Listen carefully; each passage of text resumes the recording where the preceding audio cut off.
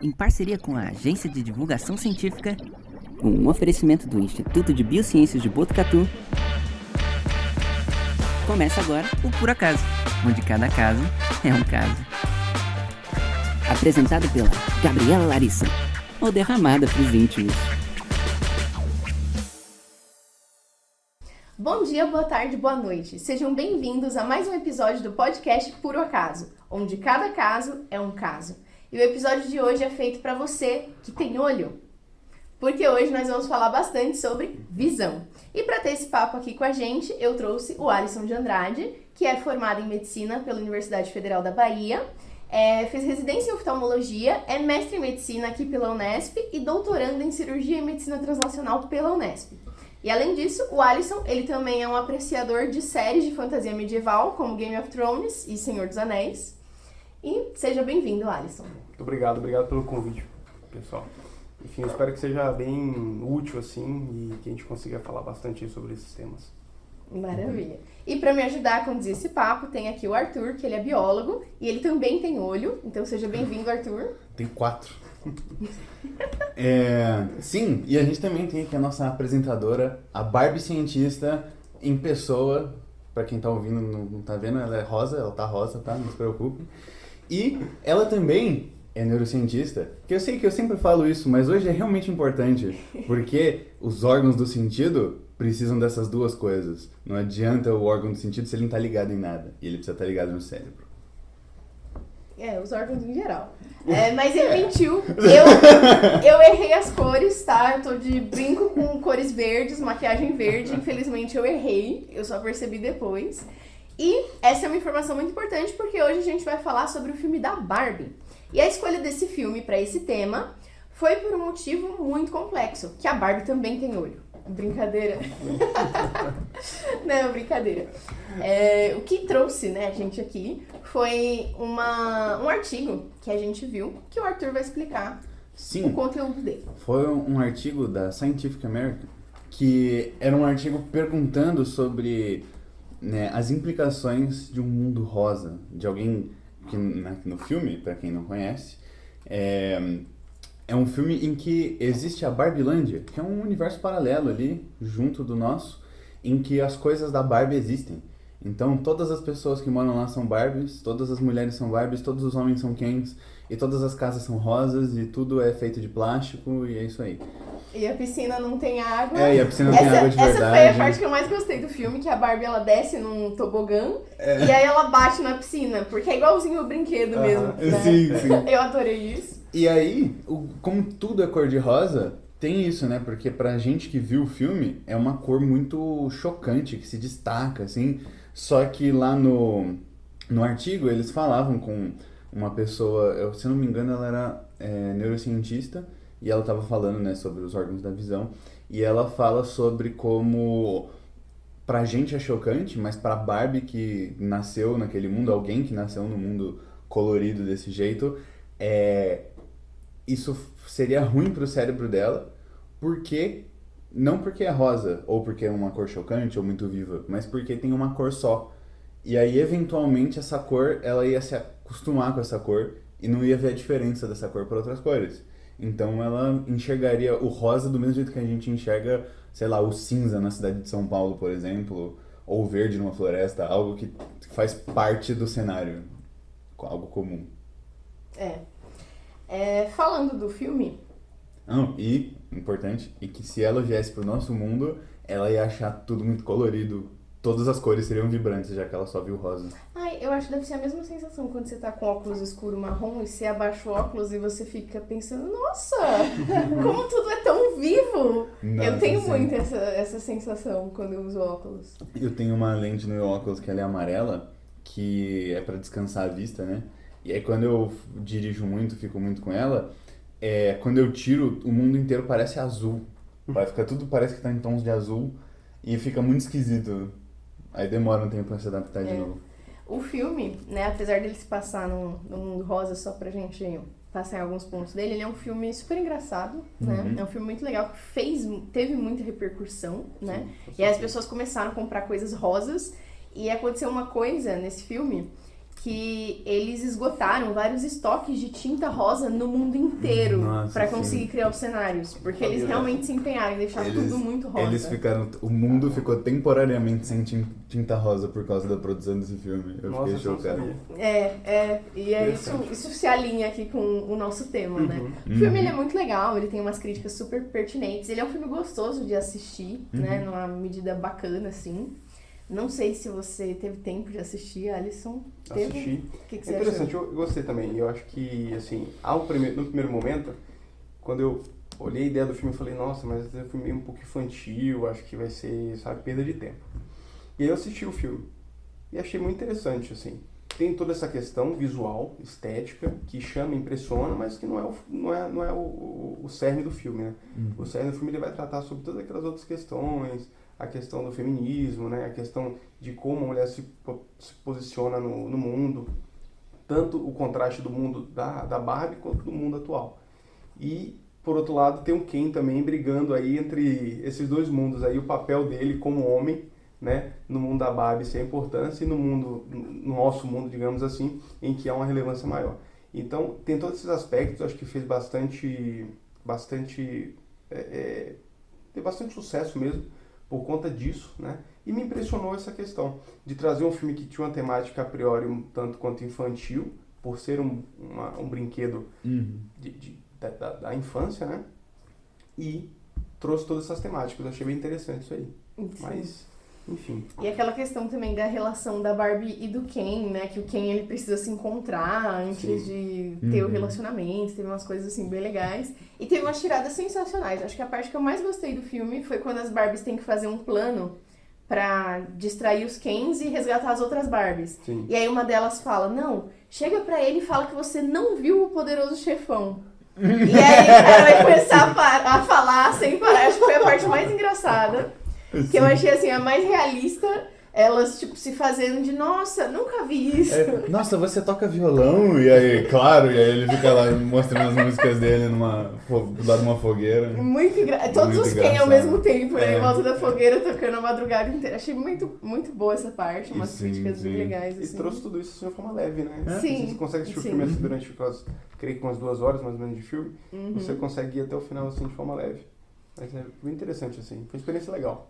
Sim, eu achei que foi legal. Também me surpreendeu. Eu também não tava esperando muito. Eu pensei que ia ficar algumas coisas meio forçadas. Eu sabia que ele ia ter esses temas, então eu pensei que não ia vir de uma forma natural. Entendi.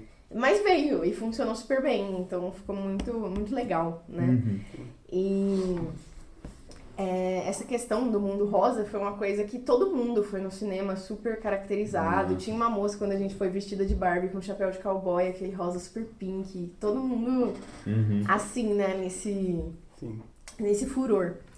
E aí, uma coisa importante da gente saber nesse momento, que o Alisson vai nos contar, é como o nosso olho enxerga cores, né? Primeiramente. Perfeito. Bom, acho que para começar a gente entrar nesse assunto, assim, acho que vale a pena a gente comentar um pouquinho sobre a anatomia do olho, de forma bem sucinta, só para a gente entender onde que está essa camada que enxerga de fato, né? E que enxerga as cores e os objetos, de forma geral, as formas também. Então, assim, passando bem rapidamente, que a gente olha a estrutura do olho, que tem esse modelo esquemático aqui, anatômico, a gente observa que essa face externa tem essa parte branca, né? Que cobre basicamente 5/6 do olho. E essa parte transparente, que é basicamente 1/6 restante. É transparente aqui, que é a córnea. E essa parte branca que eu falei é a esclera, né? A esclera, ela não fica assim nua, exposta. A gente tem uma conjuntiva aqui em cima, que é um tecido conectivo bem fino, que recobre toda essa região aqui. E que, quando a gente observa, né, que junto à esclera a gente vai ter os músculos oculares extrínsecos, que vão permitir que a gente mexa o olho para cima, para baixo, para um lado, para o outro. Um adendo. Quando eu entrei na faculdade, que eu tive aula de anatomia, a primeira vez que eu vi esses músculos do olho, eu pensei, tipo, cara, faz todo sentido. Porque eu nunca tinha parado pra pensar como a gente mexe o olho. Como que o olho né? mexe? Verdade. E, tipo, são coisas que às vezes a gente deixa passar, porque é tão natural, a gente faz desde sempre, vê as pessoas fazendo, que a gente não pensa como acontece, né? E tem a musculatura ligada no olho. Exatamente. Pra mover o globo, né? Isso é uma coisa que eu acho muito legal. E eles se inserem aqui na esclera de forma muito firme, né, para permitir com que o olho realmente se movimente para todos os lados, em todas as situações, certo? Então, aí quando a gente vai entrar um pouquinho no olho, né? A gente tira essa camada de esclera aqui, tira a córnea, né? Como a gente explicou no começo. E aí a gente já vem aqui logo em seguida para aquela estrutura que é a íris, né? Então a gente tem a íris, colorida, né? a parte colorida, exatamente. Que aí a gente tem diversos tons, né? Diferentemente do que as pessoas acham, a gente não tem uma cor só. Então, é só azul, é só castanho, é um castanho mais escuro, um castanho mais claro. A própria íris de cada indivíduo é muito, de fato, individualizada. Por quê? Porque em algumas regiões a gente vai ter uma coloração um pouquinho mais castanha, clara, um castanho escuro, entendeu? Em algumas pessoas pode perceber que ele é um pouquinho mais esverdeado, entremeado com tons de castanho.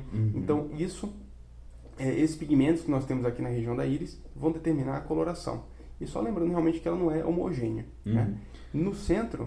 E o negócio da íris foi uma coisa que eu fiquei muito chocado quando eu descobri, que é basicamente um pigmento só que faz as cores do olho. E como que os olhos ficam tão diferentes, sendo que é o mesmo pigmento, né? Porque é a melanina. Exatamente. A expressão em cada um, a concentração em cada um de nós, que vai determinar a coloração, né? E obviamente a concentração em cada região dela. Por isso que algumas pessoas a gente vai ter, como eu falei, regiões um pouco mais escurecidas em um lado da íris, em um outro ponto um pouco mais claro, e assim, essa digamos assim, essa distribuição bem heterogênea, assim. Aí no centro da íris a gente tem a pupila, né? E o que determina essa abertura, então pode ver que algumas pessoas, em alguns momentos, por exemplo, quando há muita luminosidade, essa pupila reduz, quando há pouca luminosidade ela aumenta, porque a gente tem um músculo aqui atrás, que é o músculo ciliar, que vai ajudar a gente a focar, né? Aí errei um pouquinho aqui, desculpa.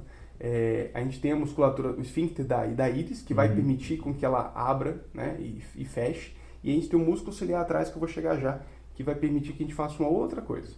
Então, só complementando, então a gente tem a íris aqui, logo no mesmo plano, digamos assim, a gente tem uma estrutura que fica abaixo da esclera, que a coroide é uma estrutura extremamente vascularizada, tá? E aí eu vou tirar aqui essa região, e atrás da íris, né?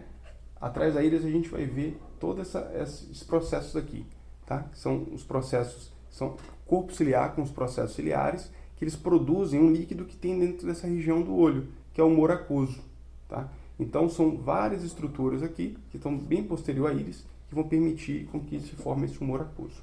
E como eu falei, o músculo ciliar ele vai estar próximo a essa região aqui, atrás da íris também, e se liga a uma estrutura que a gente chama de cristalino. E o cristalino é muito famoso porque quando a gente envelhece, forma catarata. Então, essa lente que é transparente, que permite com que a gente enxergue, com o passar do tempo ela vai ficando amarelada, envelhecida, e é o que a gente denomina de catarata. E aí precisa fazer cirurgia, retirar essa lente, a gente coloca uma lente acrílica no lugar. Mas eu ia falando do músculo ciliar porque ele se liga aqui no cristalino pelos processos ciliares, e aí pelas zônulas, e aí as zônulas, elas, ao depender de como o músculo esteja, se ele está mais contraído ou relaxado, vai modular a forma com que a gente enxerga, se a gente foca para perto ou se a gente foca para longe. Atrás do cristalino, né, de forma mais grosseira assim, nós temos toda essa região aqui que é um gel que preenche a cavidade do olho, que é o vítreo, tá? Então ela tem uma estrutura formada principalmente por colágeno e água e que vai forrar, digamos assim, toda essa região do olho, né? Então essa região interna aqui, e a gente vai se aproximando mais do nosso ponto de interesse, que é aqui atrás nós temos a retina, tá certo? E aí na retina nós temos diversas células que são as células que de fato enxergam. Também é uma região extremamente vascularizada, como vocês podem perceber, e todas essas células elas se projetam para o nervo óptico. E é desse nervo aqui que sai toda a informação visual que vai lá para o córtex, para o encéfalo, para a cabeça, para o cérebro da gente conseguir processar toda essa informação. Então, quando a gente fala de visão, de enxergar, a gente está falando basicamente, obviamente que a gente precisa de que todos esses processos eles estejam intactos, né? Senão a gente começa a ter algumas doenças, algumas alterações que vão impactar na nossa visão, na percepção das cores. Por exemplo, quando a gente tem a catarata, que nós falamos, isso fica amarelado, então nossa percepção de cor muda, né, por conta disso. Então, se eu tenho tudo íntegro, é o ideal, né? E o que a gente espera é que a gente enxergue bem. Então, aqui nessa região nós temos diversas células que estão relacionadas ao processo de visão. E aí nós temos as células principais nesse processo, que são os cones e os bastonetes, né? Os cones são aquelas células que de fato fazem com que a gente perceba as cores. Os bastonetes, eles não têm essa capacidade de perceber cor, eles vão perceber a iluminação, né? Então, nós temos 3 tipos de cones, né? O cone que é chamado vermelho, o verde e o azul, que são as cores primárias. Quando a luz entra do ambiente, né, e chega na nossa retina e chega, né, nesses cones, nessas células, eles estimulam de forma com que a gente possa perceber uma luz, perceber uma cor, né? Quando a gente percebe essa cor, a gente nunca percebe uma cor só. Por quê? Dificilmente vai entrar só um tipo de luz para causar a estimulação de um só cone. Então a gente entra, na verdade, ocorre uma estimulação que vai ocorrer aí de forma diferente para cada cor entre esses 3. E é através desse processo, que é extremamente interessante, em que a luz se transforma em impulso nas nossas células, em impulso químico, né, com os corantes naturais que nós temos, digamos assim, e isso é estimulado de forma que se transfira para as fibras nervosas também novamente com impulso elétrico. Isso vai lá para a nossa cabeça ser processado. Então tem todo esse mecanismo. Para a gente enxergar uma cor, eu preciso que toda essa estrutura ocular esteja funcionando bem e que todo esse caminho até o cérebro esteja bem e que o nosso cérebro, o córtex que faz essa avaliação, esteja bem também. Qualquer alteração nesse caminho pode dar uma interferência. É uma coisa muito legal de fazer a relação, e para mim é inevitável porque eu dava aula no cursinho e eu dava aula de física de ótica mesmo. Então a gente estudava, eu dava essa aula do olho, mas não pensando na parte biológica, né? Pensando como uma câmara escura. E é muito isso, porque a ideia é que o olho é uma bola com um buraco na frente e para quem já fez esse experimento ou já viu uma câmera fotográfica como ela funciona, é exatamente assim. A gente tem uma abertura onde passa a luz passa e projeta a imagem do que está na frente no fundo. No caso, esse fundo é a retina. Inclusive, e aí você me corrige se eu estiver errado, tem um negócio que é um dos pontos cegos que a gente tem, o nervo óptico, que é onde não tem como ter essas células que captam a luz. E aí, por isso que é um ponto em que a gente não enxerga. E aí o nosso cérebro preenche aquilo. Mas uma coisa, né, lá a gente explica de um jeito muito mais simplificado para os alunos, mas o negócio de miopia, hipermetropia, qualquer que seja a pia lá, isso tem a ver com o cristalino ou com o olho inteiro? A deformação é onde? Boa pergunta.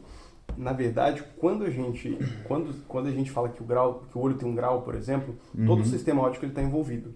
Desde a lágrima, tá certo? Então a lágrima que vem aqui na frente da córnea, né? A gente pisca, então por isso a importância da lágrima na nossa visão. Porque você tem que pensar o seguinte, por onde que a luz passa até chegar na minha retina? Passa toda essa estrutura. Primeiro está a lágrima aqui, passa pela córnea, então se a lágrima está ruim, interfere na minha visão. Se a córnea é extremamente importante, a córnea no nosso sistema visual, porque a depender da curvatura que essa córnea tem, então, não sei se dá para perceber assim, mas a córnea, ela é curva, tá certo? Conforme essa curvatura é menor, ou maior, ou distorcida para um lado, distorcida para o outro, vai interferir no raio de luz que vai entrar aqui. Se o cristalino também é extremamente importante, também é uma lente que tem essa capacidade de fazer a convergência dos raios. Então, se ela também tiver alguma alteração e ela também interfere no nosso grau, ela vai influenciar também nessa correção óptica. E o tamanho do olho também é extremamente importante. Então, a gente sabe, por exemplo, que indivíduos que têm miopia, eles tendem, né, ou a ter uma córnea muito curva ou um olho um pouco mais alongado. Os pacientes que são hipermétropes, tem aquela lente positiva, né, na prescrição vem mais alguma coisa, eles são pacientes que tendem a ter uma córnea um pouco mais plana, não é que seja achatada, tá? Ela tende a ser uma córnea um pouco mais plana do que o normal e um olho um pouco mais curto. Então essas duas coisas interferem. E aí, aproveitando o que você falou, chamar a atenção na questão da miopia, que hoje em dia é muito frequente. né? Então a gente vê cada vez mais crianças apresentando miopia. Por quê? Porque o excesso de estar em ambientes fechados o tempo todo, o excesso de tela, o excesso de visão de perto, acaba influenciando bastante no crescimento ocular. Há um estímulo para o crescimento ocular e, consequentemente, você tem mais miopia nessas crianças. Sim. Isso é uma coisa muito interessante, inclusive, que eu descobri aprendendo como cuidar de planta. Né? Bem um salto lógico, assim, mas é porque às vezes a gente está dentro de casa e a gente não percebe o quão escuro tá dentro de casa. Porque às vezes tem a luz, às vezes tem a luz da janela, e você pensa, não, tá claro, eu consigo ler meu livro, eu consigo ver as coisas, então tá tudo certo. Só que não tem luz o suficiente, é só que o nosso olho é muito bom em se adaptar à baixa luminosidade, né? A gente evoluiu como homens nas cavernas, e eram lugares que você precisava conseguir adaptar aí de um lugar escuro para um lugar claro e vice-versa. Então a gente adapta o olho para fazer isso. Então a gente às vezes vai e coloca a nossa planta na mesa de centro e pensa, não, tá claro o suficiente. Aí a planta morre. É porque não tem luz o suficiente. Você só acha que tem. E isso é uma coisa que eu fiquei, pô... Sim, eu pensei, nossa, enquanto você tava falando, eu pensei 4 coisas diferentes, eu já esqueci de 3, então eu vou falar que sobrou. É por isso que eu ando com um caderninho, geralmente. Você falou sobre as crianças, porque influencia no crescimento ocular, né? O olho tá crescendo enquanto a criança tá crescendo, né? Então, ao longo da vida, existem períodos que você é mais suscetível a ficar míope, se você se expor a menos luminosidade, ter o costume de ver coisas muito de perto? Sim. Nessa fase inicial, né, na infância, na primeira infância, e a gente tem alguns trabalhos que estudam aí esses pacientes até uns 13 anos, mais ou menos. Então, depois disso pode haver evidência, mas não vou saber te informar do ponto de vista científico. Mas nós sabemos que se uma criança ela se expõe a isso, foi visto muito lá no Oriente, né, onde o ambiente de estudo é muito rigoroso, que você tem que passar várias horas na sala de aula estudando bastante. Então se observou que o nível de a prevalência da miopia aumentou muito nessas novas gerações. Então se observa muito isso, que há uma interferência nessa questão do estudo, do comportamento com o aumento do olho. Naturalmente a gente nasce, né? No nosso desenvolvimento nosso olho é menor. Com o passar dos anos esse olho vai crescendo e consequentemente você já sai de uma situação de mais hipermetropia para uma situação de mais miopia. Não significa que você vai ficar míope, significa que o seu grau de hipermetropia tende a decair um pouco, isso no geral. Só que por esse estímulo acentuado da visão de perto, você acaba tendo uma tendência a crescer um pouco mais esse olho e essa miopia tende a progredir um pouco mais. E aí, nessas situações é importante levar ao médico para que a gente faça o diagnóstico e introduza o tratamento se for necessário. Legal. Uma coisa também que eu queria falar, lembrei 2 coisas que eu queria falar, que não são perguntas. Uma delas foi que quando a gente fez a disciplina juntos, né, que o pessoal foi no museu, foi muito engraçado, inclusive, porque o Alisson ficou tipo, gente, não vou saber explicar. E aí ele sabia explicar tudo, o pessoal ficou super interessado, ele explicou um monte de coisa de um jeito muito legal. Mas uma das coisas que você falou foi o tempo que leva para considerar um olho maduro para poder fazer os exames, né, para definir o grau. Conte pra gente um pouquinho disso, da idade de formação para considerar um olho pronto. Assim, o exame ele pode ser feito em qualquer etapa da vida. Inclusive, tem algumas situações, por exemplo, em que a gente faz o exame bem precoce, logo no recém-nascido. Situações em que ele é prematuro, por exemplo. Então, em muitas situações dessas, pelo risco de doença que a gente tem na retina, a gente faz esse exame muito cedo. Porém, a gente tem que entender que a acuidade visual, ou seja, o quanto que a gente consegue enxergar, ela vai melhorando com o tempo. Então a gente não espera que uma criança de 1 ano, de 2 anos, ela vai enxergar a mesma coisa que um adulto, né? A gente tende a, por volta dos 5 anos, também uma média, que a criança já se aproxime dessa acuidade visual do adulto. Então, quando a gente faz o exame numa criança mais nova, é possível que ela não tenha atingido ainda a visão total. Mas aí vale ressaltar que é importante passar no exame, por quê? Porque aí a gente consegue examinar, ver o grau que aquele olho tem, e a depender da idade, das condições daquela criança, a gente pode prescrever o óculos ou não, né? Nesses casos aí, para evitar que haja uma ambliopia, que é aquele olho preguiçoso, que não foi desenvolvida a visão.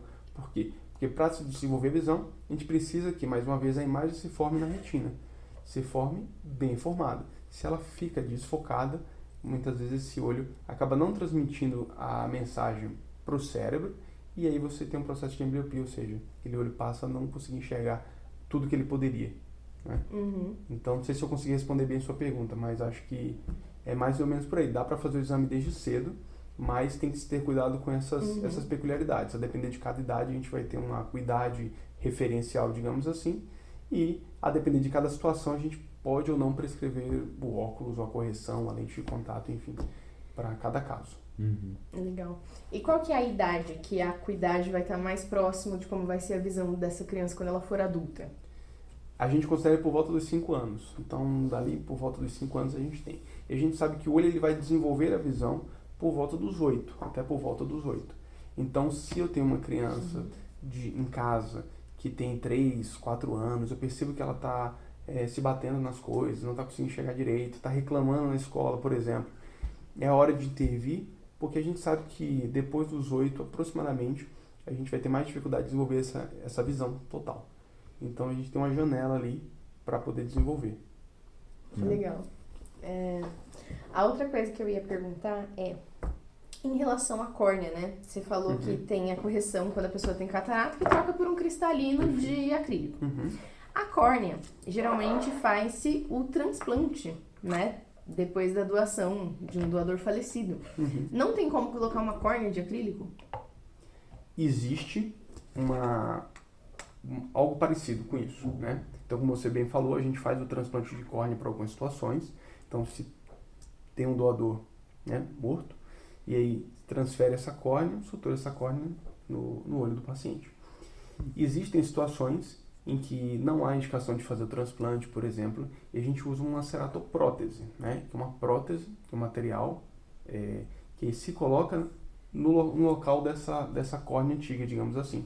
E ela vai funcionar no princípio de que, imagina que eu tenho essa córnea aqui, essa córnea ela está opacificada, então ela está branca, ela tem uma cicatriz, digamos que o paciente teve algum acidente com soda cáustica, alguma coisa do tipo.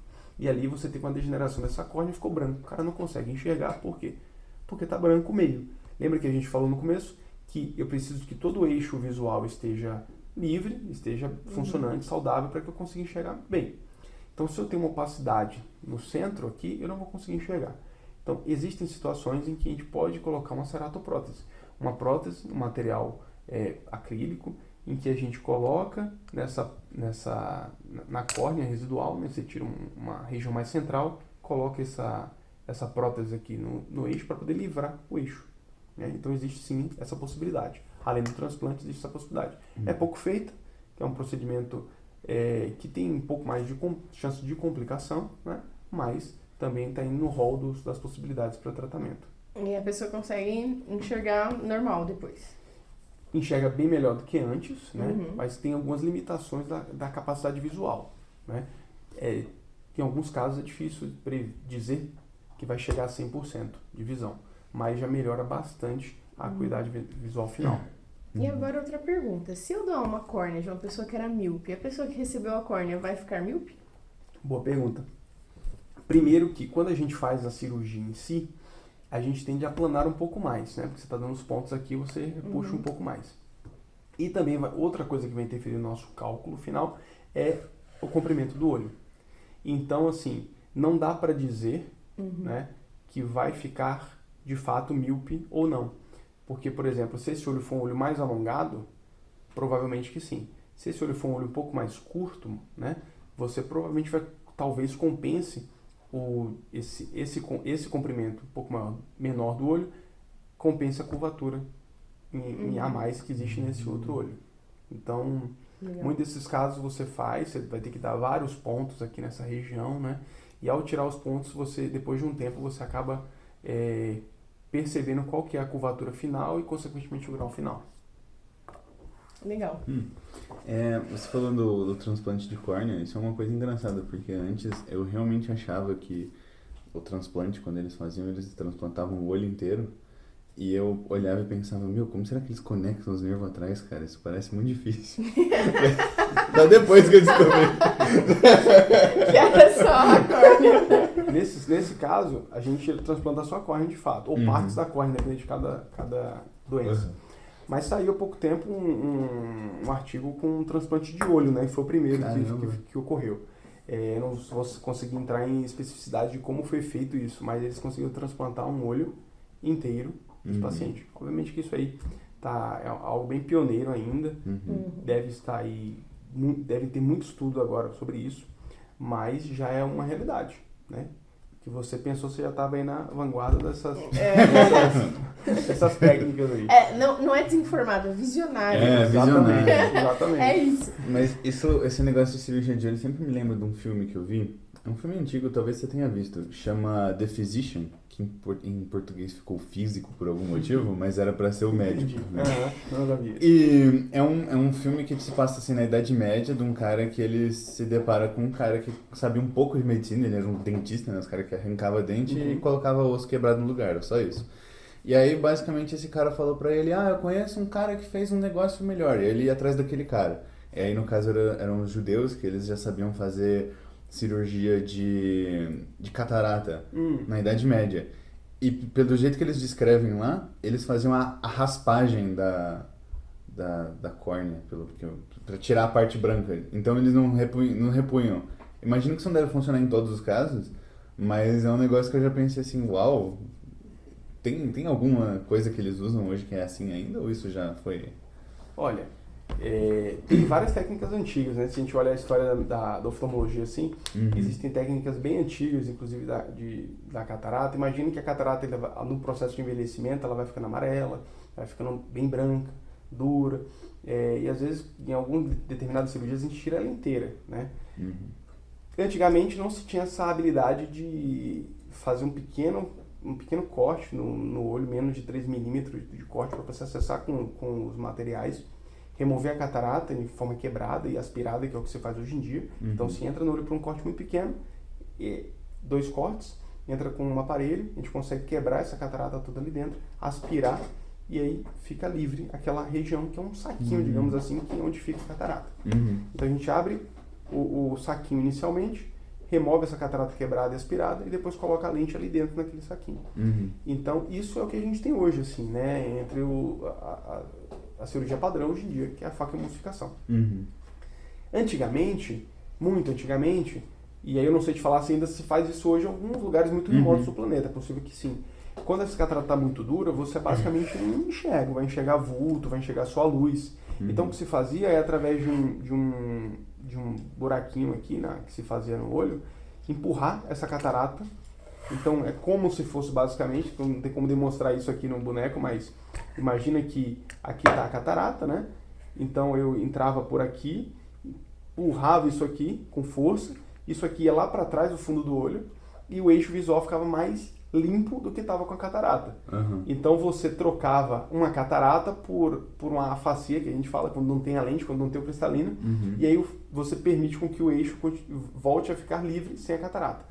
Porém, como o cristalino ele tem um potencial de convergência, ou seja, de fazer com que os raios do ambiente eles se curvem e venham para a retina, e que é o que faz a gente enxergar melhor, se eu tiro o cristalino, eu vou ter uma imagem menos, digamos assim, um pouco mais nítida do que quando eu tinha catarata. Lembra que eu falei que passava muito pouca luz, e aí você percebe, mas muitas vezes só a luz mesmo, ou algum vulto passando ali. E aí com isso, quando eu tiro essa catarata que estava me atrapalhando, você não vai enxergar nítido. Você vai enxergar talvez um pouco melhor do que estava antes. Né?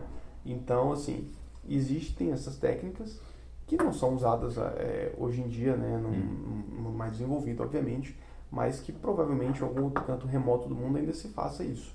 Porque pensa-se que tirar essa catarata muito avançada acaba melhorando, ainda que pouco, a acuidade visual final do paciente. Alisson, eu tenho agonia de mexer nos olhos. Como que você foi parar no oftalmo? Eu não pingo nem colírio, sabia? Eu morro de agonia. Ela fica com o olho inchado assim, de alergia, assim, eu falo, não, deixa eu pôr o colírio. Ela, não, sai de perto. Eu falo, não, minhas lágrimas vão limpar, eu vou piscar até dar certo. Eu vou piscar rápido até melhorar. Olha, isso é bem, assim, comum, na verdade, né? Tem muita gente que tem aflição de pegar no olho, de pingar colírio, enfim, de cirurgia. Então, é algo bem comum, na verdade. Mas, assim, a minha história na oftalmologia, basicamente, eu estava muito indeciso durante a faculdade. Já no final da faculdade, eu tinha pensado em muitas coisas, entrei para fazer neuro. E depois eu comecei a frequentar ligas de cirurgia abdominal. E aí depois eu entrei numa liga de UTI, de medicina intensiva, e me apaixonei, era muito legal. E aí no final, nos últimos semestres da faculdade, eu comecei a fazer alguns estágios fora para poder tentar entender como é que era o dia a dia, porque uma coisa é o que você estuda, outra coisa é o que você vive, né? Então acho que a vivência é muito importante para qualquer profissão. Então, quando eu tive esse contato mais direto com a oftalmologia, eu me apaixonei, assim, pelos exames, pelo paciente, pelas doenças em si, pela cirurgia, pelo fato de ser uma especialidade clínica cirúrgica, né? Então, tudo isso me deixou muito apaixonado pela área, e aí eu falei, eu quero fazer isso. E aí eu fiz a residência, enfim, fazendo subespecialização, mestrado, doutorado na área, porque realmente é uma área muito legal, muito encantadora, assim.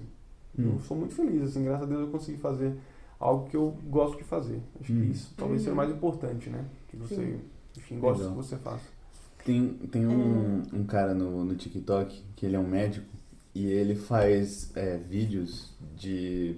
Eu não sei se isso acontece de verdade no hospital, mas ele tem muitas visualizações. Que ele faz vídeos de que as especialidades de medicina ficam zoando umas às outras.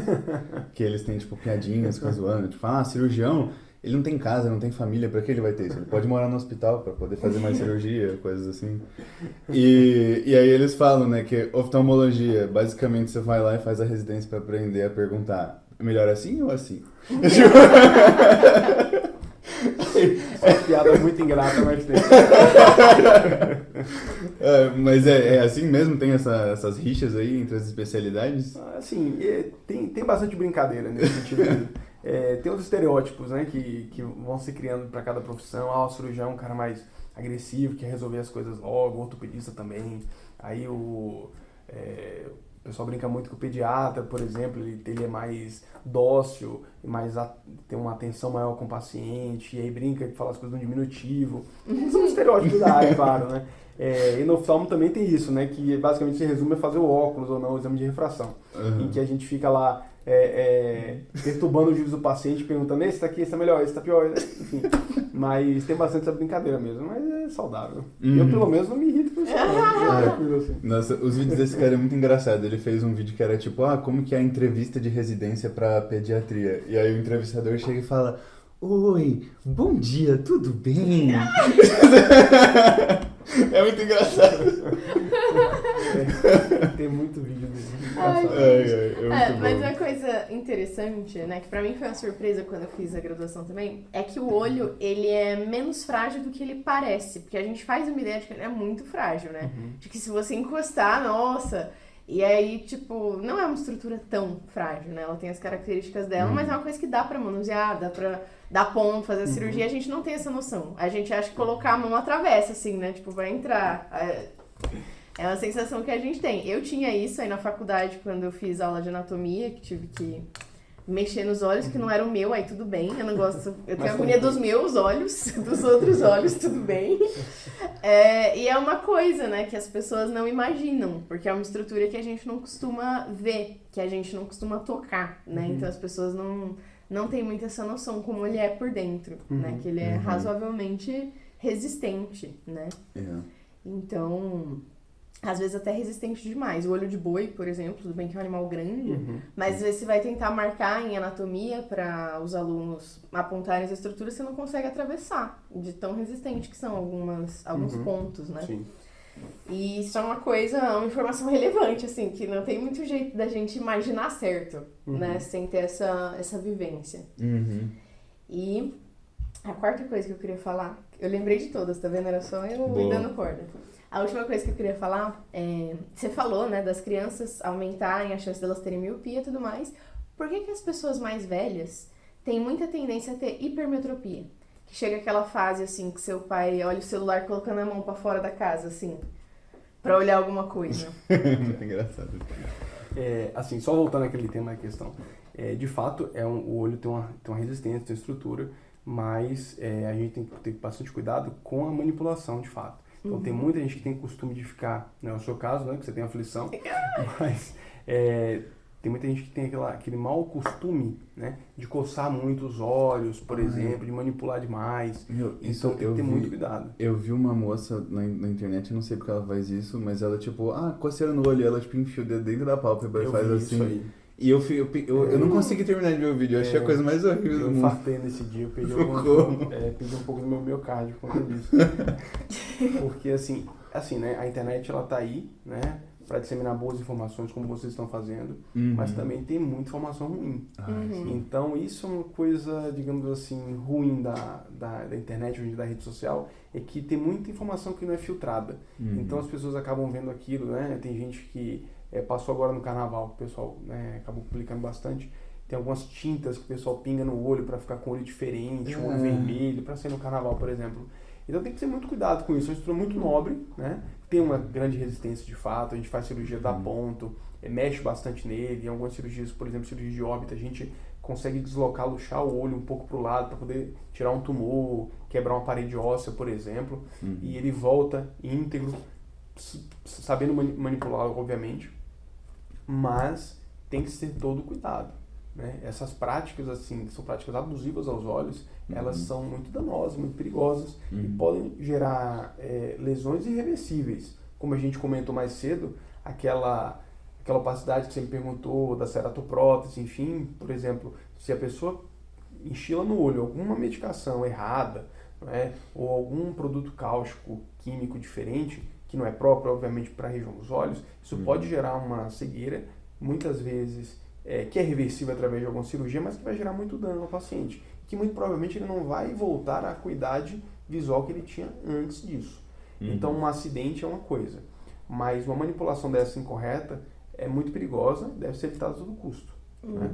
Muito engraçado você falar nisso, que esses dias a gente estava conversando disso, de que pediram pra ele pôr limão nos olhos. Nossa, sim, não, eu preciso falar isso, gente. Eu tava num grupo de uma coisa que eu faço curricularmente. Não vou entrar aos detalhes. E aí eu tive que faltar, porque eu tava com conjuntivite. Eu não sabia ainda eu ainda ia no médico, eu não sabia se era bacteriana, se era alérgica e tal. Na dúvida eu não fui.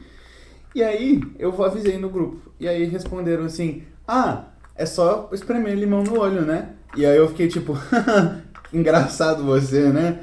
E aí a pessoa veio me chamar no privado, tipo, falar assim, não, você brincou, mas é sério, as pessoas fazem isso e sara mesmo, é o poder da cura do limão.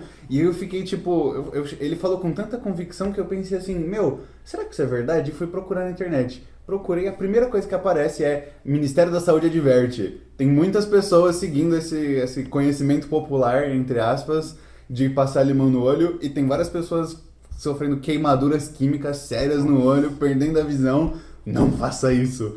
E aí eu fiquei, sim, que bom que eu não escutei aquele cara. Isso foi tipo o finalzinho do ano passado, sabe? Foi muito recente. A pessoa falando sério, a gente ficou tipo, nossa. Eu fiquei muito chocado. Como que pode ter esse nível de fake news, sabe? Isso é horrível. Parabéns por você não ter.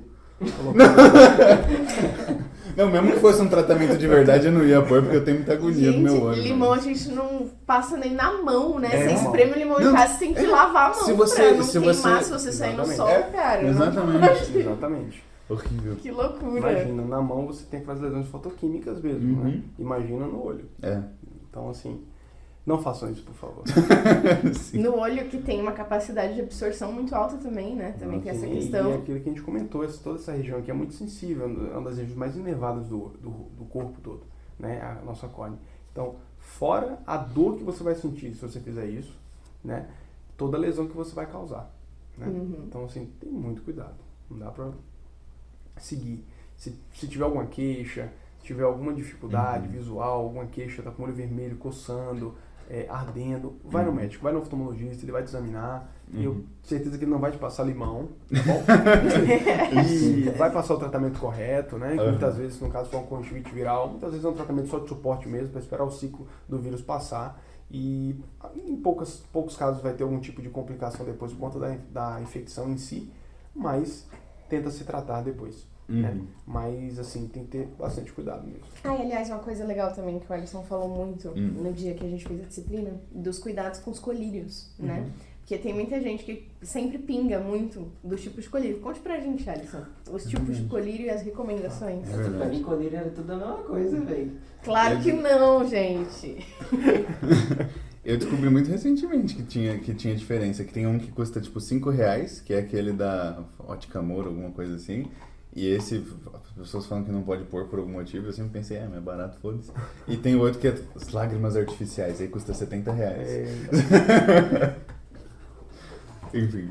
Assim, tem um monte de colírio, porque cada colírio vai ter uma função específica, de fato. Você vai na farmácia, aqueles que estão expostos geralmente vão ser colírios desse que você falou, né? E as lágrimas artificiais. E aí, que basicamente é o que representa a maior parte do mercado mesmo de colírio no Brasil hoje em dia. Esses colírios, como você mencionou, são colírios que fazem vasoconstricção, né? Que tem na fasolina muitas vezes. E que ao pingar, o que eles fazem? Esses vasos que nós temos aqui no modelo a gente não vai ter muito. Mas toda essa região aqui da conjuntiva e da episclera, fica logo acima aqui da esclera, ela é bastante vascularizada. Então quando você pinga, você está com aquele olho vermelho porque não dormiu muito, ou até com uma pessoa que está com conjuntivite, por exemplo, e está com aquele olho bem vermelho, e fica feio, esteticamente feio, a pessoa pinga uma gotinha daquela, o olho tende a clarear. Né? Por quê? Porque ela faz vasoconstricção, ou seja, os vasos eles fecham, e aí a irrigação naquela região mais superficial acaba reduzindo, consequentemente a vermelhidão passa. Mas não são colírios para uso cotidiano. Né? Se o seu oftalmologista te passou uma medicação para lubrificar os olhos, a gente vai para outra classe, né? Que também representa uma grande quantidade de vendas hoje no Brasil, que são os lubrificantes. E a gente vai ter uma gama muito grande de lubrificantes, né? Os lubrificantes com conservante, sem conservante, que tem algumas substâncias diferentes para depender de cada tipo de alteração que você vai ter ali. E existem outros colírios, são colírios de tratamento para glaucoma, por exemplo, né, que tem algumas classes, colírios anti-inflamatórios, antibióticos que a gente utiliza pós-cirúrgico, por exemplo, para tratar algumas condições que sejam bacterianas de fato. Então a gente tem uma gama muito grande de colírios. Tem colírios que estão na farmácia, né? Tem colírios que são manipulados na farmácia de manipulação, porque o uso dele é menos frequente, são mais difíceis de você achar no dia a dia. E o cuidado, basicamente, cada um deles, aí tem que prestar atenção para cada um deles, não tem uma regra, uma receita de bolo, mas cada um vai ter sua validade após aberto, tem a validade do lote, obviamente, e tem a validade após aberto. Então tem colírios que com 30 dias você tem que descartar, com 60 dias, com 90 dias, vai depender de cada um. E o cuidado, basicamente, que você tem que ter é com a contaminação do frasco, tá? Então, quando você vai enchilar um colírio, você não vai pegar na ponteira, né, onde sai a gota. Você vai abrir, né, de preferência sempre orienta, antes de manusear o medicamento, lava as mãos antes, abre a tampa do colírio e ao se enchilar nunca se deve tocar ou entrar em contato direto com o olho, com a superfície ocular. Por quê? É toda essa região da nossa pele, inclusive do olho em si, tem bactérias nessa região. Então ela pode contaminar o frasco e aquele frasco ele vai virar meio de cultura e consequentemente você vai estar pingando um colírio com bactéria nas próximas vezes. Então, basicamente, os cuidados são esses, né? Existem colírios que precisam se manter em geladeira, né? Existem, a maioria dos colírios não, só precisam se colocar em um ambiente seco ali, ventilado, que está tudo certo.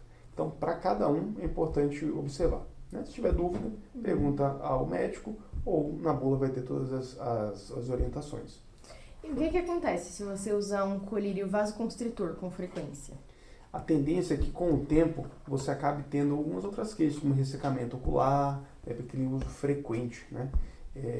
Então, assim, é um colírio que a gente usa basicamente só em algumas situações, mesmo assim, que o paciente está com muita hiperemia, está incomodado, precisa, por exemplo, ir para algum evento e está com uma certa hiperemia, que não seja infecciosa, obviamente, porque a gente evita o contato social nesses casos, mas basicamente seriam essas as indicações dele.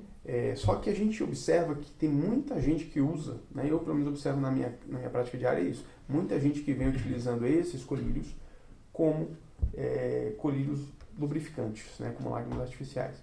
E que na verdade a maioria desses pacientes não tem indicação de estar fazendo uso desse colírio.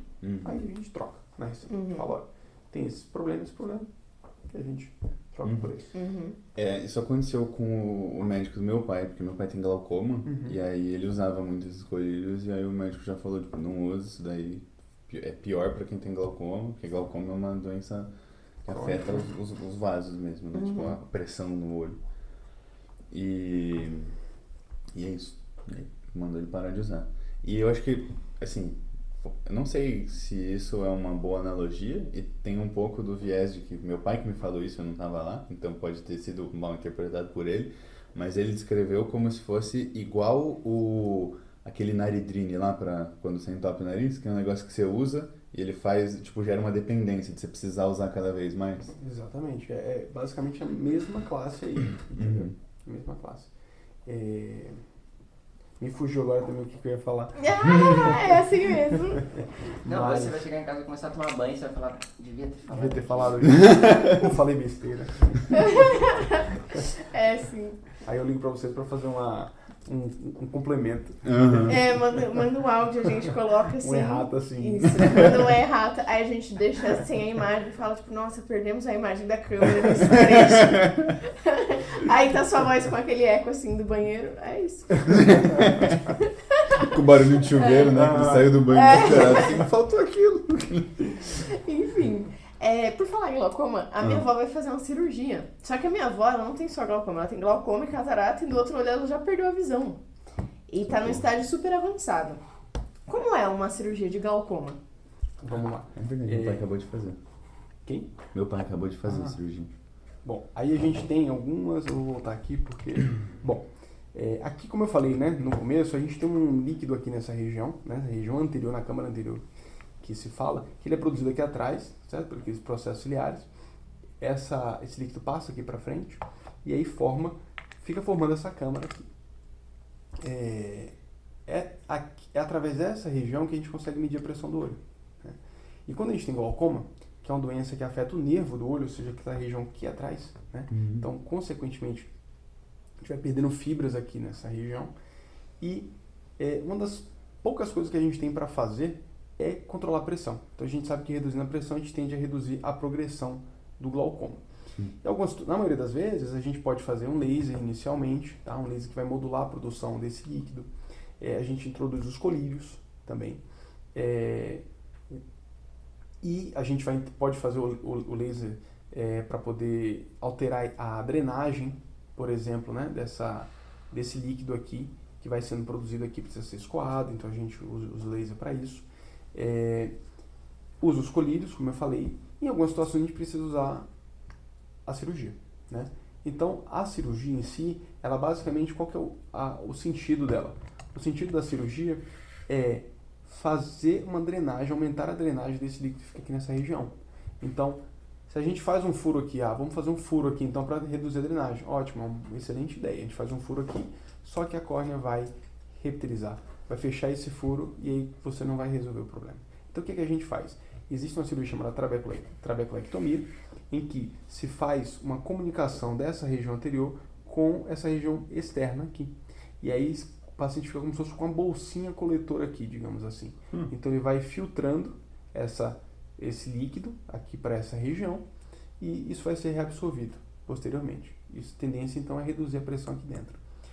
Quando existem uma cirurgia que é o implante de uma válvula, né, que a gente coloca aqui, e essa válvula vai fazer exatamente o mesmo papel, só que através de um sistema valvulado, tá bom? Então ele vai controlar melhor a pressão. Então, a depender de uma certa pressão, essa válvula abre e esse líquido escoa, tá? Existem cirurgias mais novas hoje em dia que se faz em regiões internas aqui, próximo à região de drenagem, para tentar drenar isso sem precisar causar uma comunicação com o meio externo. Então, as cirurgias mais recentes de hoje em dia, em que pode ser feito assim. E quando se combina isso com a cirurgia de catarata, basicamente é fazer, eu não sei qual que é a cirurgia que foi indicada nesse caso específico, mas ou você pode colocar o tubo, ou você pode fazer a trabeculectomia associado com a cirurgia de catarata. Foi aquilo que a gente comentou, de tirar o cristalino e colocar a lente também. Isso pode ser feito uma cirurgia única, cirurgia um pouco maior, mas pode ser feito junto também. Aí você já resolve os dois problemas junto. Caramba, quando você falou de drenagem, eu tava imaginando já ir com um canudinho, assim, tipo, pra tirar um pouco, e eu não imaginava que isso tava tão perto da realidade. Mais uma vez você tá aí. Visionário. Ó. Desinformado não, visionário, é isso. Mas basicamente seria isso. Aí reduzindo essa pressão, a gente tende a reduzir a alteração no nervo. Que legal. Legal. E aí a gente volta no ponto, né, que nós não chegamos. Por que as pessoas mais velhas têm hipermetropia? É verdade. Verdade. É verdade, eu acabei- a gente tá super... Seu banho tá É que seguro é super agora. interessante esse tema, né? Sim, Isso é muito sim, legal. sim. Assim, quando a gente tem essa dificuldade para enxergar de perto, a gente chama isso de presbiopia. Então, com o passar da idade, ali por volta dos 40, 45 anos, a gente começa a perder a capacidade de enxergar de perto, que está associado àquilo que a gente comentou mais cedo em relação ao cristalino e o músculo ciliar, né? É o músculo que vai fazer a contração e conforme ele vai contrair ou relaxar, ele vai ajustar o cristalino de forma com que ele possa focar para perto, para longe. Então, toda vez que a gente precisa focar para perto, fazer uma leitura, mexer no celular, escrever, qualquer coisa que seja próxima ali, 40, 30 centímetros, geralmente, você vai ter um ajuste desse cristalino para que a gente consiga focar a imagem, mais uma vez, na retina, que é onde a gente enxerga, de forma que ele fique nítido. Com o passar do tempo, a gente vai perdendo essa elasticidade, essa capacidade que esse conjunto que o músculo ciliar tem com as ônulas e o cristalino para, de fato, produzir uma visão de perto nítida. E aí que a gente, nesses casos, passa a usar um óculos para perto. Que aí tem várias opções, né? E aí você falou a questão do vovô, né, que coloca aquele óculos para perto, enfim, que é uma possibilidade, você colocar uma adição, ou seja, um grau a mais, né, num óculos, para que o paciente consiga, que a pessoa consiga enxergar de perto. Tá? Geralmente vai ser uma lente positiva, te dá um grau a mais, né, positivo, para conseguir trazer esse foco mais para perto da retina. Não sei se eu consegui aí explicar. Conseguiu. Muito legal. Eu queria aproveitar essa chance para falar de uma coisa. Eu até levei esse vídeo para os meus alunos quando eu dei aula de ótica, que é um vídeo do Richard Dawkins, que ele fala sobre a evolução do olho. Sobre como que pode evoluir, como pode ir de uma coisa muito simples de tipo um animal sem olho evoluir para ter um olho complexo como o nosso, ou mais complexo do que o nosso, como de uma águia, por exemplo. E aí ele explica isso, só que ele explica isso num museu para crianças. E ele mostra, tipo, ele monta uma câmera escura e ele vai mostrando como que a imagem fica. Tipo, projeta ali no projetor mesmo, como fica a imagem formada por aquela câmera, e você vai mostrando. Então você pega, por exemplo, uma planária, que ela só tem um conjunto de células fotossensíveis. Então é como se fosse uma mancha que funciona como a retina. Então ela só consegue ver a diferença de claro e escuro. Só pra ela, tipo, fugir quando tá claro e ficar normal quando tá escuro. E aí começam a ter, tipo, formar estruturas em volta que formam como se fosse uma tacinha, assim. E aí essas células estão no fundo dessa tacinha, mas ainda continua exposto. Agora, o fato de ter essa curva, essas células já estão captando a direção da luz. Então ainda só está diferenciando do claro e escuro, só que agora é claro e escuro dali ou dali. Então elas já conseguem, né? E aí, conforme você vai fechando, chega, por exemplo, no olho de um Nautilus. Você já viu um Nautilus? Não. É um polvo que ele tem uma concha, assim. E ele tem um olho que é basicamente isso. É como se fosse o nosso olho, só que sem a lente. Ele só tem um buraco grande, assim, mas já está formando uma câmera, assim. Ali, ele não consegue formar a imagem ainda, mas ele consegue ver, tipo, vultos. Ele consegue perceber movimento, apesar de não formar a imagem. E aí, ele vai mostrando lá de outros animais e mostrando como vai ficando até ficar uma imagem nítida, que aí ele coloca a mão dele na frente da câmera escura e dá pra ver, tipo, em detalhes, tipo, as unhas, as rugas, assim. Interessante. Muito legal esse vídeo. É muito legal. Eu vou pôr na descrição pra o pessoal uma ver coisa, depois. e é super interessante conforme você vai vendo, né, ele mostrando, porque a visão é um negócio muito especial, né? Para os primatas é o principal sentido, né? Então a gente se orienta muito com base na visão. Claro que as pessoas que não têm a visão, elas se orientam de outras formas, mas para quem tem, é o sentido que a gente mais se vale, né, para interpretar o mundo. Sim. E tem uns vídeos que são muito bonitinhos, que são crianças pequenas que têm problemas, graus muito grandes, né, de miopia, quando eles colocam óculos pela primeira vez. É muito, muito bonitinho, porque eles reagem tipo, nossa, É muito legal. Sim. E às vezes eu acho que os pais demoram pra descobrir, né? Então a criança já tá um tempinho assim, tipo, não enxergando. Sim. Aliás, acabou de me ocorrer uma coisa, e talvez seja a pessoa perfeita para perguntar. Você sabe como funcionam aqueles óculos para daltonismo? Porque tem aqueles óculos que fazem as pessoas enxergar as cores. E eu não consigo nem conceber como isso funciona. Aí a gente volta um pouquinho naquela conversa das cores, né? Uhum. Então lembra que a gente conversou que tinham aquelas três células, né, que são os cones, Uhum. e que esses 3 cones vão ser responsáveis por, através de da luminosidade, da cor que entra no olho, processar isso para o cérebro. Tem pessoas que não têm essas 3 cores bem definidas, ou seja, tem alguma alteração nos pigmentos que compõem essas células. Uhum. E daí que vem o daltonismo em todo o seu espectro. Então existem vários espectros do daltonismo, que a gente considera que é quando a pessoa não consegue perceber todas as cores, né? E aí, o que esses óculos vêm fazer de fato é filtrar a luz de forma com que passe para o olho uma cor mais próxima daquele normal, entendeu? Do normal, digamos assim, do que as pessoas que não têm essa alteração enxergam, né? E aí, já vamos para um outro gancho que aí também se traz para o filme, que é a questão também de como se percebe as cores, né? E aí, cada pessoa percebe a tonalidade de cor um pouco diferente, por isso que muitas vezes tem aquela discussão, mas isso aqui é verde ou isso aqui é azul? Então, tem muitas vezes você se pega perguntando assim, mas lá em casa, por exemplo, a gente tem essa dúvida às vezes, né? Eu falo, não, essa cor é tal, e a minha esposa fala, não, é tal cor. Eu falo, não, mas é tal cor. Não, é tal cor. E por quê? Porque, a depender da expressão desses pigmentos no olho de cada um, há uma pequena variação ali, não é um daltonismo, mas é uma pequena variação na percepção da cor em si. E outra coisa que interfere bastante é a luminosidade, né? Então, a depender da luminosidade que há no ambiente, há uma modulação também da percepção da cor. E aí vale a pena falar uma outra coisa, e aí trazendo também a questão do filme, que é que o olho ele enxerga essas cores e transmite para o cérebro. E o cérebro que vai modular o que a gente está enxergando. E com base na experiência de cada um, nas relações que aquela cor tem com a certa experiência que você tem, por exemplo, as questões sociais, né, culturais, morais, enfim, que existem, né, em cada população específica, você vai ter uma interpretação para aquela cor diferente.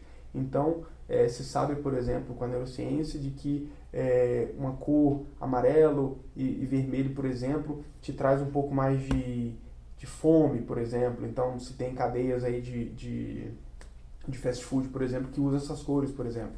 Ou locais, se você quer trazer um local para um local mais calmo, mais tranquilo, se usa uma cor, um azul mais claro, um branco, algo do tipo, para te trazer um pouco mais de tranquilidade, digamos assim. E aí se usa isso, né, se usa essa percepção da cor e o que a gente tem guardado no nosso córtex, que a gente processa em relação às cores, para interferir no nosso comportamento, no nosso bem-estar ou mal-estar. Em alguns casos, tem cores muito fortes, por exemplo, que vão te causar uma certa náusea, ânsia ou sensação de um local mais fechado, uma certa dificuldade em permanecer naquele ambiente, por exemplo.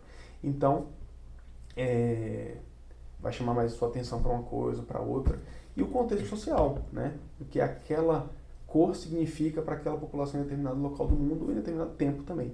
Então, provavelmente, se a gente pesquisar, a gente vai achar cores que no passado não eram aceitas ou que, enfim, a gente não valorizava, por exemplo, e traz hoje para o mundo atual e a gente observa que essas cores estão em voga e se usa bastante, por exemplo. Isso é uma coisa muito interessante, porque recentemente eu descobri que a fruta laranja veio antes da cor laranja. Porque todos os relatos históricos, textos, assim, antes de uma certa data, que foi quando a fruta laranja começou a chegar na Europa, não descreviam, coisas laranjas eram descritas como um vermelho amarelado ou um amarelo avermelhado, alguma coisa assim. E aí só depois da fruta laranja chegar na Europa que as pessoas começaram a chamar a cor de laranja. Legal. E aí, muito bizarro. E aí mostra isso que a gente comentou, né? Que tem você está percebendo muitas vezes uma cor, mas não consegue ligar ela a um nome, por exemplo, ou a uma coisa específica, né?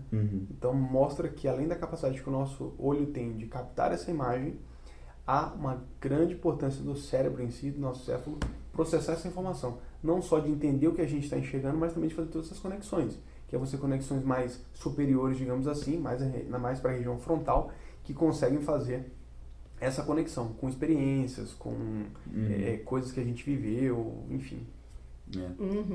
E tem matizes, né, cores que são muito incômodas para a visão, né? Dependendo de como a gente está enxergando. O Vabi, que é um designer, eu faço coisas no meu celular para divulgar no Instagram, coisas desse tipo, e às vezes eu coloco umas cores muito vibrantes. E no meu celular eu não percebo, aí ele coloca no dele e são cores que dói olhar, que você não consegue olhar por muito tempo. Por que isso acontece? Exatamente porque a gente precisa, ali nesse exemplo que você deu, por exemplo, a gente tem um estímulo muito alto, né, dos nossos fotorreceptores durante um certo tempo. E a gente não está acostumado àquilo ali. Então, no início, no momento inicial, que a gente não está acostumado àquilo, aquilo chama muita atenção, são cores para chamar a atenção. Então, se você quer, por exemplo, marcar um texto, alguma informação importante, são cores boas para isso, para te chamar a atenção. Mas não são cores, como eu falei, por exemplo, se você entra numa sala com uma cor muito forte, aquilo ali pode te incomodar, satura muito o sistema visual nosso e a gente tem uma dificuldade de ficar ali, né? Mas por falta de costume também. E aí a gente retoma o filme também. Imagina se a gente sai hoje em dia e vai para o mundo da Barbie e até no próprio filme muitas vezes você já olha aquilo e já acha estranho, né? Imagina estar lá ao vivo, num lugar que tudo é rosa ou tudo tem uma cor muito forte, por exemplo, não rosas em si, mas enfim, qualquer cor muito forte chama muita atenção. Aquilo ali tende a dar um cansaço visual, né, um desconforto, né? Com o passar do tempo, você pode se acostumar muito bem a viver daquela forma e aquilo ali passa a não te incomodar tanto mais, né? Então, existe esse processo de modulação cerebral também, de se acostumar ou não a uma cor ou outra, por exemplo, né? E é verdade que quando você mexe no computador no escuro para assistir um filme, uma série ou trabalhar, isso prejudica mais a visão do que se você mexesse com a luz acesa? A questão de prejudicar não é que você vai ficar cego porque você não está fazendo dessa forma, mas você vai ter um desconforto visual maior, né? Porque você tem menos luminosidade, então você vai perceber menos os objetos, você provavelmente vai ter que ficar focando um pouco mais, sem piscar um tempo, então você não consegue lubrificar melhor seu olho, isso vai te dando um cansaço visual, você precisando focar naquilo ali para perto muito tempo. Então, aquela conversa de ficar olhando para perto muito tempo, cansando o seu sistema visual também, porque você faz um esforço a mais para poder estar fazendo essa visão de perto, né? Para você conseguir enxergar de perto. Então, acaba que a gente recomenda estar sempre em ambientes mais iluminados, né? Com cores, com luzes calmas, né?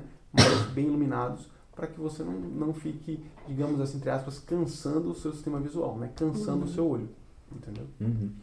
Tem um negócio muito curioso que aconteceu, que, tipo, uma vez eu tive uma enxaqueca muito, muito, muito forte. E eu lembro que eu tava jogando videogame no computador, assim, quando eu percebi. E eu comecei a achar muito esquisito, porque eu não tava conseguindo jogar, porque o mouse ficava sumindo. E eu não conseguia achar o mouse.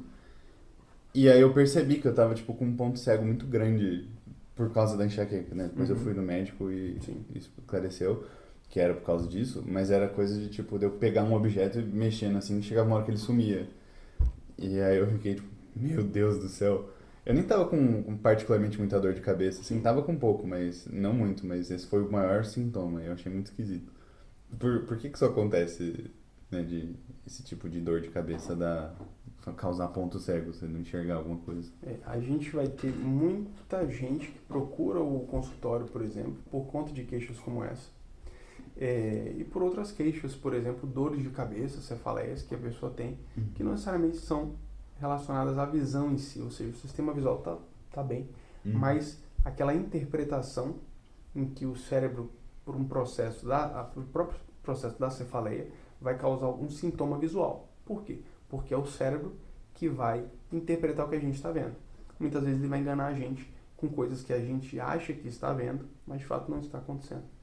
E aí vai aquelas ilusões de ótica, por exemplo, que a gente vê na internet a todo momento. Nesses casos, você pode ter perda de parte do campo visual mesmo, né, escotomas, ou seja, áreas escuras que você não está enxergando por conta dessas descargas elétricas que tem na cabeça, no cérebro. Você pode ter, antes de começar uma dor de cabeça, por exemplo, você pode ter perceber sinais piscando, por exemplo, ou manchas específicas que aparecem, ou tem pessoas que relatam que existem cores específicas, ela consegue ver uma cor específica. Isso também acontece alguns sintomas visuais antes de pessoas que vão ter crises convulsivas, né, crises epilépticas. Então, a explicação disso está naquele momento em que a gente conversou sobre o cérebro, ele interpreta tudo que a gente vê. Então, em algum processo em que há uma disfunção encefálica, né, uma dor de cabeça, uma crise epiléptica ou uma infecção encefálica, por exemplo, um tumor, por exemplo, você pode ter alguns sintomas visuais que não são primariamente do olho, ou seja, não é um descolamento de retina, por exemplo, que está ocorrendo e você não está enxergando, ou não é uma catarata que está ocorrendo e você não está enxergando, ou um sangramento que deu no fundo do olho e você não está enxergando. Simplesmente a forma com que o seu cérebro processa teve um defeito ali naquela hora. E esse defeito acaba passando pra gente essa impressão de que a gente não está enxergando aquele ponto específico. Ou que está enxergando coisas que de fato não existem. Caramba. Uhum. É interessante, né? É super interessante. É um conteúdo muito legal, né? Eu gosto sim. muito. Diga? Não. Achei que você ia falar uma coisa. Então, se ninguém vai falar mais nada, acho que a Eu gente tenho uma pergunta. vai. Pro Disney. Oi? Você tava falando de comparando a nossa visão com os animais e tal, e mostrou, nossa, como que vai melhorando a visão. Mas os animais que enxergam melhores que a gente, o que eles têm de diferente da gente? Eles têm uns bastonetes mais pica? Eles podem ter mais células que captam a visão. Então, por exemplo, você pega os gatos. A gente tem os cones e os bastonetes, né? Eu não lembro qual que é qual, mas você já falou até agora. O cone da bastonete cores é e o escuro. bastonete vai modular claro e escuro, basicamente. Isso. Sim, os gatos, eles têm muito mais bastonetes do que cones, e aí eles são melhores para captar a luz, porque eles são animais noturnos. E eles têm um olho maior, e eles têm uma pupila que eles conseguem controlar muito mais a abertura e o fechamento dela do que a nossa. Aí você pega, por exemplo, uma águia. Uma águia, ela tem um olho que é proporcionalmente muito grande pro corpo dela, então ele forma uma imagem mais nítida de uma distância muito grande e por aí vai. Então, às vezes, geralmente isso se traduz no tamanho do olho, na quantidade de células e coisas assim. Tem variação de tipos de cone também? Porque tem animais que enxergam outras coisas. Enxergam mais cores, né? Mas tem por As aves, por exemplo... exemplo, né? As aves têm um sistema óptico melhor do que o nosso, por exemplo, para visão de cores também. Mas também tem o animal que, teoricamente, enxerga a maior quantidade de cores, como chama? Bicho, é um camarão. Né? Não, é uma lagosta boxeadora, lagosta pistola, alguma coisa assim. Tem vários nomes populares. Mas, que é o mantis shrimp, que chama. Ele tem um olho, mas é um olho composto, então não é um olho que nem o nosso. É como se fosse um olho formado por milhares de olhos. E eu não sei nem como eles estimaram isso fazendo as pesquisas, mas eles estimaram que ele consegue enxergar tipo milhões de cores, bilhões de cores, tons que a gente não consegue nem conceber. Ele tem 16 tipos de cones. Ah, você procurou aí? Boa. Ele consegue enxergar coisas ultravioleta e coisas infravermelhas e nem sei pra que ele usa tanta cor pra saber, mas enfim. Muito doido. Muito legal. Ai, por falar em animais... Eu ia falar também uma coisa que eu acho que é legal trazer um pouco da física disso também, que é tipo, por que as coisas têm as cores que elas têm? Porque o nosso olho, ele tá adaptado a enxergar as coisas, então porque a gente enxerga cores, a gente já cobriu. Agora, por que as coisas têm as cores, né? Isso é uma coisa interessante. Que coisas de certos materiais, elas têm a tendência de absorver luz ou de refletir a luz. E aí a gente pega a luz do sol, por exemplo, a luz branca, e ela tem várias frequências de luz misturadas. A gente só consegue enxergar uma pequena parte desse espectro, que no caso é o que a gente vê no arco-íris, que é as coisas que vão do violeta até o vermelho. E é por isso que a gente enxerga o arco-íris. Então, um animal que enxerga mais cores, ele vai ver um arco-íris maior com mais cores também. Que aquilo ali é basicamente separar a luz branca em todas as suas frequências. E isso é muito interessante, porque, tipo, quando você pega uma camiseta branca, por exemplo, que tá calor, você usar uma camiseta branca, ela é mais fresca do que usar uma camiseta preta. Por quê? Essa luz que ela tá chegando, ela é energia, e ela esquenta. A luz branca, é composta de todas as cores. Então uma cor, um tecido que é branco, ele está refletindo todas as cores. Então você está esquentando menos, porque ele está refletindo isso. O oposto, que é uma camiseta preta, que ela vai absorver todas as cores, ela vai esquentar mais, porque ela está absorvendo esse calor. Então tem muito a ver com isso, como chama? Acabei de falar. Das frequências de luz. Sim. E as coisas, os materiais, as coisas que têm uma cor refletirem certas frequências. Então, essas coisas do ultravioleta e do infravermelho, elas são muito curiosas. Por exemplo, quando a gente fez estudos com ratos, tem estudos que eles fazem que os ratos precisam estar no escuro, porque eles são animais noturnos. Só que a gente precisa enxergar para analisar eles. Então, como que eles fazem? Eles acendem uma luz vermelha, porque os ratos não enxergam aquela frequência de cor. Então, para eles a sala está escura, sim, mas a gente está enxergando em vermelho. Então, né, coisas assim. Acho que a gente pode terminar aqui, então. Podemos. Né? Acho que o papo rendeu bastante. Muito legal, pessoal. Perguntamos muito, aproveitamos demais aqui a presença do Alisson. Alisson, muito obrigada por ter vindo. Eu agradeço. Obrigado, Arthur, pela companhia. E obrigada a todo mundo de casa que assistiu até aqui. Recomendem para os amigos de vocês. Se vocês não gostarem, recomende para os inimigos. Muito obrigada a todo mundo e tchau, tchau. Tchau. E foi isso. Muito obrigado por nos ouvir. Siga a gente nas redes sociais para não perder o próximo episódio. Nós estamos no Instagram, no @puracaso.cast. Te vejo na próxima.